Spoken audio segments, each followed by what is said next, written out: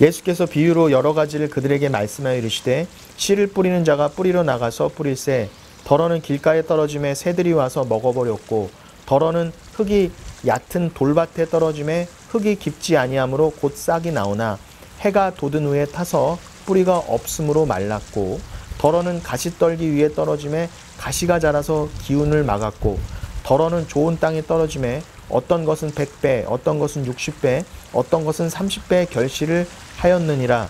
귀 있는 자는 들으라 하시니라. 오늘은 마태복음 13장의 씨 뿌리는 비유에 대한 질문에 관해 나눠보도록 하겠습니다. 마태복음 13장 1절로 23절까지의 비유는요, 한마디로 씨 뿌리는 비유이지 좋은 땅의 비유가 아니라는 점을 꼭 기억하시기 바랍니다. 즉 말씀의 주체는 씨 뿌리는 자가 되는 것이지 땅이 아닙니다.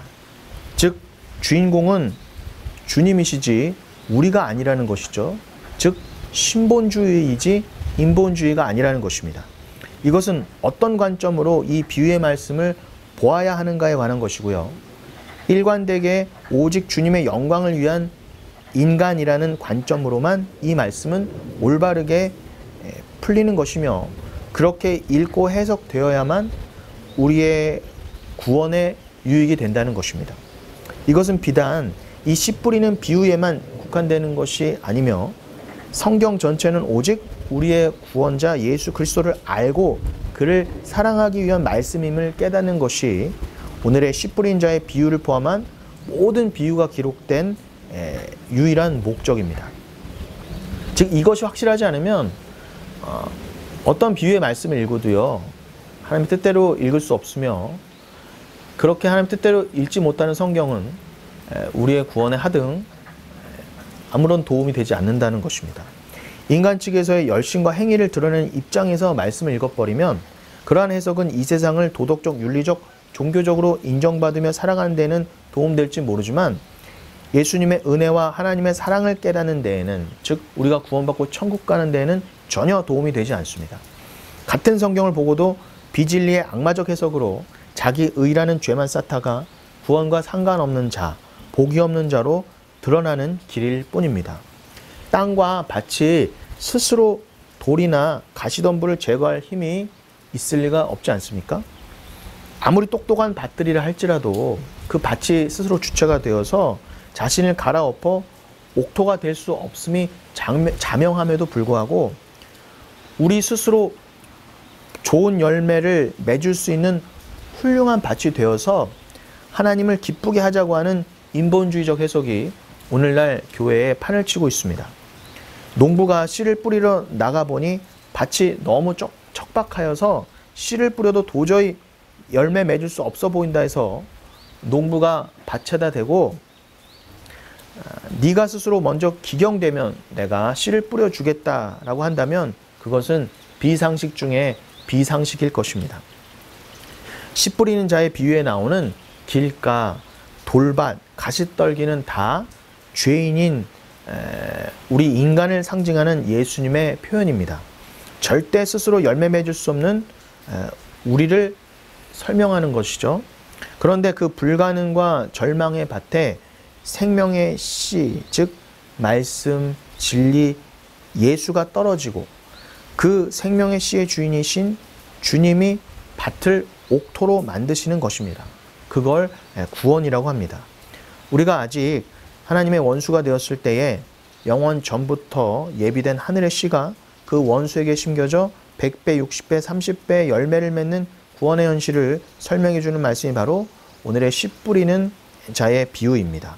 그 씨가 혼돈과 공허와 흑암뿐인 우리 안에 심겨져 즉 길가와 돌밭과 가시떨기뿐인 우리 안에 심겨져 옥토가 되는 것이지 우리 스스로 마음 밭을 갈아엎어 옥토가 되는 것이 아닙니다. 갈라디아서 3장 16절에 이 약속들은 아브라함과 그 자손에게 말씀하신 것인데 여럿을 가리켜 그 자손들이라 하지 않고 오직 한 사람을 가리켜 내 자손이라 하셨으니 곧 그리스도라. 여기서 여러분 이 자손, 이 스페르마티라고 헬라어로 되어 있는데요. 그리고 자손들은 스페르마신이죠. 그런데 여기서 이 자손이라고 번역된 헬라어 스파르마티, 이것은 씨라는 의미를 포함하는 그런 단어이기도 합니다. 그러니까 마태복음 이 13장에 오늘 이 본문인 마태복음 13장에도 씨라는 단어가 자주 등장하는데 그 씨는 또 스페르마라고 되어 있거든요. 그러니까 마태복음 13장의 스페르마와 갈라디아서 3장 16절에 그 스페르마티는 당연히 같은 어원을 갖는 것이죠. 그러니까 두 말씀은 더욱 밀접한 관계를 갖고 있다는 것입니다. 그리고 구약의 창세기에 보면은 그 아브라함에게 주신 그 약속에서 내가 너에게 씨를 주겠다. 그 이삭을 통한 씨, 그 씨가 제라라고 되어 있는데 그 제라도 그 후손이라는 자손이라는 의미를 갖고 있는 것이죠. 그러니까 이 갈라디아서 3장 16절에서 이 아브라함에게 주신 하나님의 언약의 말씀과 그 예수님의 그 씨 뿌리는 자의 비유가 이 갈라디아서 3장 16절에서 만나는 것입니다. 다시 한번 읽어드릴게요. 이 약속들은 아브라함과 그 자손에게 말씀하신 것인데 여럿을 가리켜 그 자손들이라 하지 아니하고 오직 한 사람을 가리켜 내 자손이라 하셨으니 곧 그리스도라. 그러니 여기서 이 자손 곧 씨는요, 하나님께서 약속하신 후손으로서의 그 씨인데 그 씨가 단순히 이삭이나 그 이삭으로 인한 많은 육신적 후손들을 가리키는 게 아니라 그리스도를 가리키신 것이라 말씀합니다. 그러니까 아브라함에게 자손들이 아니라 자손을 약속하셨는데 그 자손은 단순히 이삭의 그 육신적 계열이 아니라 곧 그리스도를 뜻한 것이었다고, 즉 아브라함은 예수 그리스도를 받은 것이었다고 성경은 증언합니다. 즉 아브라함에게 약속으로 주신 그 씨가 예수 그리스도시라는 것은 곧 이삭은 예수를 예표하는 인물이었고 그 이삭의 혈통적 후손들은 예수님의 피로 말미암아 그의 백성된 여러분, 곧 교회를 상징한다는 것입니다. 그래서 계시록 7장에도 보면 나라와 족속과 백성과 방언에서부터 나온 수많은 무리라는 표현이 있는데 그것이 바로 아브라함 약속의 성취요, 예수 그리스도 말미암은 그 함께 자손된 자들, 하나님 백성된 자들, 즉 교회를 가리키는 표현인 것입니다. 그 언약된 예수 그리스도가 그 하나님이 우리에게 주신 씨, 그 예수 그리스도가 말씀으로 오셨잖아요. 그래서 이 마태복음 13장의 씨 뿌리는 비유에서 말씀이 떨어지매라고 예수님이 표현하셨던 것입니다. 이 비유는 그 자체로 예수 그리스도의 은혜의 간섭의 필연성을 강조하는 복음이었던 것입니다. 그래서 예수님께서는 씨 뿌리는 비유에 대해 이렇게도 말씀하셨죠. 마가복음 4장 13절에 동일한 이 비유가 나오는데 그 마가복음 본문에서는 이렇게 예수님 말씀하셨습니다. 너희가 이 비유를 알지 못할진데 어떻게 모든 비유를 알겠느냐. 즉 이 비유를 바르게 이해 못한다면 다른 비유들은 꿈도 꾸지 말라는 뜻입니다. 즉 모든 비유가 다 하나로 연결되어 있어서 예수 그리스도와 하나님 나라를 담고 있는데 가장 먼저 나오는 이 씨 뿌린 자의 비유를 주님 뜻대로 깨닫지 못한다면 분명 다른 비유들도 엉뚱한 세상적 교훈으로 오해하고 말 것이라는 말씀입니다. 마치 요한복음에 7개의 표적이 다, 그러니까 많은 표적을 보여주는데 그것을 7개로 딱 요약하셔서 7개로 모든 기적들을 설명하셨잖아요. 그 7개의 표적이 다 그리스도와 그의 십자가를 가리킴으로 그 7개는 하나님과 같은 이치인 것입니다. 그래서 예수님께서는 내가 너에게 보여줄 표적은 이 모든 표적들이 가리키는 바 하나의 표적, 십자가, 그것을 이제 요나의 표적이라고도 설명하셨죠. 내가 이 음란하고 패역한 세대에게 보여줄 표적은 그래서 요나의 표적밖에 없다. 근데 요나는 물고기 뱃속에 들어가 3일 만에 나온 것처럼 예수님의 죽으심과 부활을 상징하잖아요. 그러니까 예수님이 보여주실 표적은 결국 십자가밖에 없다. 그리고 내가 이 땅에서 보인 모든 표적은 다 십자가를 설명하기 위함이다. 다 십자가로 귀결되는 표적들이다. 그런 뜻입니다. 이 씨 뿌리는 비유는요, 공관복음서에 다 들어가 있죠. 마태, 마가, 누가에 다 들어가 있습니다. 그리고 마태, 마가복음에서는 누가 내 어머니이고 내 동생들이냐라는 예수님의 질문 다음에 이 비유가 이어지죠. 그러니까 이 비유는요, 누가 예수님의 진짜 가족이냐에 대한 대답으로도 제시된 말씀입니다. 그리고 또 한 가지 중요한 배경은 이 비유가 등장하는 장면에서 세 복음서 모두 큰 무리가 예수님을 찾아 모였다라고 기록되어 있습니다. 예수님의 기적을 본 큰 무리가 그를 둘러싸고 있는데 거기에 이 씨 뿌리는 비유가 떨어진 거예요. 너희들이 지금 나를 믿겠다고 따르겠다고 찾아오긴 했지만 너희들이 정말 다 내가 만세전에 택한 옥토인 줄 아느냐라고 물으신 것이죠. 그리고 그 무리들에게 왜 비유로 말씀하시느냐라고 하는 제자들의 질문에 구약의 이사야 6장의 말씀을 인용해서 대답해 주십니다. 그러므로 내가 그들에게 비유로 말하는 것은 그들이 보아도 보지 못하며 들어도 듣지 못하며 깨닫지 못함이니라. 이사야의 예언이 그들에게 이루어졌으니 일렀으되 너희가 듣기는 들어도 깨닫지 못할 것이요 보기는 보아도 알지 못하리라. 이 백성들의 마음이 완악하여져서 그 귀는 듣기에 둔하고 눈은 감았으니 이는 눈으로 보고 귀로 듣고 마음으로 깨달아 돌이켜 내게 고침을 받을까 두려워함이라 하였느니라. 이사야 선지자에게 하나님의 영광이 나타나서 네가 나를 위해 백성들에게 가라 라고 명령해 놓으시고는 그 백성들의 눈과 귀를 가려서 나의 비밀을 못 알아듣게 하라 라는 모순된 말씀을 하셨거든요. 씨 뿌리는 비유에서 예수님이 그 이사야의 말씀을 인용하셨다는 것은 이사야에게 주셨던 임무를 맡아서 내려오신 분이 바로 예수 그리스도 당신이라는 뜻입니다. 그러니까 이사야도 예수님의 모형으로서의 인생이었다는 것이죠. 그런데 이사야서 6장 13절에서 막혔던 백성들의 눈과 귀가 열리고 마음이 깨달아지는 것이 거룩한 씨가 오실 때 가능해진다고 분명히 말씀하고 계세요. 그 거룩한 씨이신 예수가 오실 때에 백성이 회복된다는 것입니다. 메시아란 뜻이죠.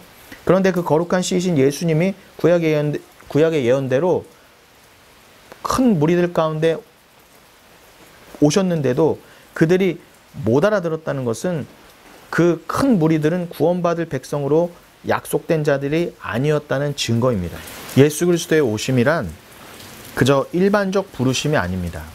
하나님의 은혜로 말미암은 필연적, 유효적 부르심입니다. 즉 그리스도의 오심은 만세전 언약에 따라 선택과 예정 안에 들어있는 백성들에게만 해당된다는 것입니다. 그것은 기독교 정통 교리 중에 하나인 핵심인 바로 제한적 속죄라고도 합니다. 예수님이 그 마음 가운데로 오시기로 작정된 자들의 눈과 귀만 열리게 되어 있습니다. 그들이 바로 진짜 교회이고 복음서에서는 12사도라는 모형으로 설명되고 있는 것입니다. 예수님 당시에 그 서슬퍼랬던 유대교 아래에서도 예수 그리스도를 따라보겠다고 큰 무리가 모여들었지만 주님은 모여든 대부분을 그저 무리일 뿐이라고 일관하셨습니다. 오늘날도 마찬가지입니다. 예수를 믿는다고 아무리 큰 건물에 아무리 큰 무리가 모여있다 할지라도 그게 다 참성도가 아니라는 뜻입니다. 그들 중에 정말 하나님 나라의 비밀을 올바로 깨닫고 진정으로 예수를 예배하기 위해 앉아있는 사람들은 참 드물다는 것이죠. 그저 자기의 욕심과 이 땅에서의 소원이나 이루기 위해 앉아있는 이들이 대부분이라는 것입니다. 주님은 단호히 그들은 아니다 라고 말씀하십니다. 씨가 땅에 파고 들어가 싹을 틔우고 열매를 맺듯이 오직 당신이 마음속으로 뚫고 들어가셔서 눈과 귀를 열으심으로 복음을 알아듣게 된 택한 백성들만이 당신의 참 가족이라고 증거하십니다. 그래서 누가 내 어머니이고 내 동생들이냐는 그 마태복음 12장의 말미의 질문과 나의 어머니와 나의 동생들을 보라. 누구든지 하늘에 계신 내 아버지의 뜻대로 하는 자, 즉 문자적 율법적 행위가 아니라 아버지의 택정과 예정을 믿는 믿음으로 사는 자가 내 형제요, 내 자매요, 어머니이시리라 고 말씀하신 뒤에 이 말씀의 예로서 마태복음 13장에 이어지는 씨 뿌리는 비유를 뒤이어 붙여 놓으신 것입니다. 이 복음을 알아듣는 이들이 진리의 진짜 집, 영원한 우리의 집인 천국의 진짜 우리 가족입니다. 교회는 인간적인 세상적 방법을 동원해 전도라는 이름으로 머릿수를 늘리고 건물 사이즈만 크게 만드는 것이 목적이 아니라 아버지의 말씀을 알아듣는 이들이 모여야 하는 곳입니다. 즉 말씀을 못 알아들었던 이들의 눈과 귀가 열리는 일을 진짜 부흥이라고 하는 것입니다. 말씀을 통해 내가 죄인이라는 것, 즉 하나님보다 나를 사랑했던 우상 숭배자가 바로 나였다는 것을 깨달아 회개함으로 내가 부인되고 나를 위한 삶이 끊어져 감으로 은혜만을 붙들며 그 은혜가 증거된 십자가만을 전하기 위한 삶으로 변하여 가는 것이 부흥의 참 의미라는 것입니다. 이것은 하박국서 3장 2장에 이미 기록된 말씀이기도 하죠. 그러니까 영원전부터 언약된 그 거룩한 씨 그리스도가 눈과 귀가 열리지 않은 굳은 우리 마음 안으로 은혜로 뚫고 들어오시기 전까지는 이 세상 그 어느 누구도 모두 죄인일 수밖에 없는, 즉 길가와 돌밭과 가시떨기일 수밖에 없다는 것입니다. 열매 못 맺는 죽은 흙일 뿐이라는 것이죠. 그것이 바로 우리의 죄인된 인간의 실존입니다. 죄인들은 원래 하나님의 말씀을 스스로 못 알아듣는 것이 당연합니다. 그 못 알아듣는 것, 그래서 불의하며 불가능한 죄인이란 증거인데 그 못 알아듣는 것은 죄를 절대 용납하실 수 없는 하나님의 공의를 뜻하기도 합니다. 하나님의 말씀을 못 알아들어 하나님을 모르는 것이 죄이며 그 죄는 원래 절대 용서받을 수 없는 절대 절망의 죄였습니다. 구약의 이사야에게 강조하신 건 그 공의입니다. 눈과 귀가 막혀 있는 것이 죄의 실제라는 것이고 아무리 말씀과 비유가 떨어져도 그것을 예수 그리스도로 못 알아듣는 것이 공의의 참 뜻입니다. 그러니 예수 그 자체가 공의라고도 할 수 있습니다. 그런데 그 공의 되시는 예수 그리스도가 또한 구원이라는 열매를 품은 생명의 씨가 되셔서 죄인의 마음에 은혜로 뚫고 들어가시는 것입니다. 그것은 예레미야서 31장이나 에스겔서 36장을 통해서는 새 언약으로 설명되기도 했습니다. 그렇게 죄인 안으로 뚫고 들어가신 예수 그리스도라는 공의 자체가 죄인 안에서 죽어버리신 거예요. 그것은 땅에 떨어져 죽은 한 알의 미랄로도, 요한복음 12장 24절이죠. 미랄로도 설명하셨습니다. 돌과 가시떨기로 백성들의 눈과 귀를 막고 있던 그 공의가 죄인 안으로 들어가 죽어버리신 거예요. 그걸 바로 십자가라고 하는 것입니다. 비로소 그때 죽은 흙일 수밖에 없었던 죄인은 옥토가 될 수 있는 것입니다. 그렇게 하나님은 우리로 하여금 스스로 옥토가 되어 열매를 내놓으라고 절대 말씀하시지 않습니다. 우리는 죽은 흙이어서 절대 스스로 옥토가 될 수 없을 뿐더러 만에 하나 옥토가 된다 한들 농부이신 하나님이 씨를 주시지 않는다면 절대 열매를 맺을 수 없습니다. 하나님은 대신 우리에게 예수 그리스도 그 말씀이라는 씨를 주시어 우리를 옥토로 만드시고 그 한 알의 씨가 땅에 떨어져 죽음으로 100배, 60배, 30배 열매를 맺게 하시는 것입니다. 즉 하나님의 공의가 예수님의 죽음으로 채워지게 된다입니다. 인간 측에서의 그 어떤 공로나 노력, 자격이나 열심은 단 1%도 개입될 수 없다입니다. 여러분, 우리는 그렇게 하나님의 은혜의 씨 예수 그리스도에 의해 하나님과 하나됨이라는 열매를 맺는 하나님의 백성들, 즉 하나님의 사랑, 하나님의 가족이 되는 것이지 그것이 구원 아닙니까? 우리 스스로 우리의 가시덤불과 돌들을 제거하고 스스로 길을 내서 하나님의 백성들이 되는 것이 아닙니다. 그래서 아무리 큰 무리가 모여있다 해도 절대로 그들을 의지하지 않으신다고 예수님 반복해서 말씀하셨던 것입니다. 예수님의 천국 가족이 아니기 때문이죠. 숫자로는 칭찬 안 하신답니다.